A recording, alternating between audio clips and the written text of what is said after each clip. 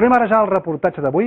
Avui Antoni Nadal, la dèiem ahir, ens portarà a veure com es recull la colza. La colza que era aquella floreta groga de finals d'hivern i primavera, però que ara ja veuran en què s'ha conformat.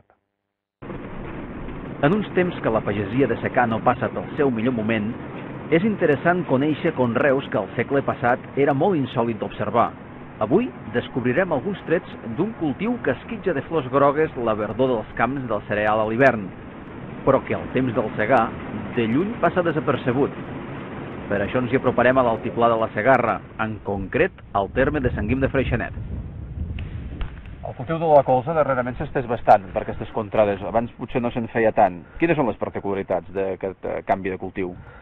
Bueno, a banda que millora molt el tema agronòmic del terra, per tant ens deixa una bona deixada, tenim un rendiment posterior, o sigui, el pròxim cultiu que farem aquí, sigui blat o ordi la campanya que ve, ens donarà un rendiment molt més alt, estaríem parlant d'un 15 o un 20%, i després és un producte que té molt mercat, o sigui, jo diria que està a tres bandes, o sigui, pot anar per biodièsel, per el pinso i després també va per tema d'olis vegetals.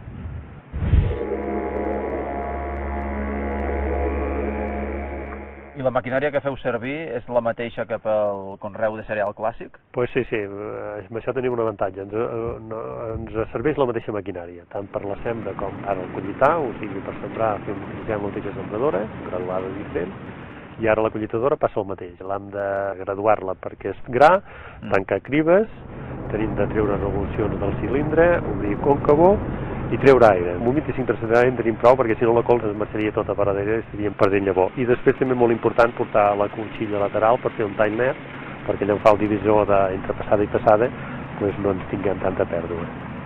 I encara que cal buscar la rendibilitat del producte, no tot s'acaba amb el fet de guanyar diners.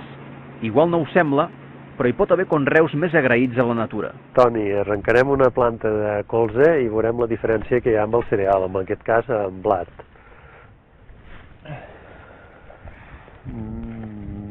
Veieu, aquí tenim una arrel que és molt més profunda que el blat és molt, Toni, molt superficial, i amb la qual cosa aconseguim que aquesta planta ens absorbeix molt més el nitrat que tenim al subsol, cosa que no aconseguim amb el blat.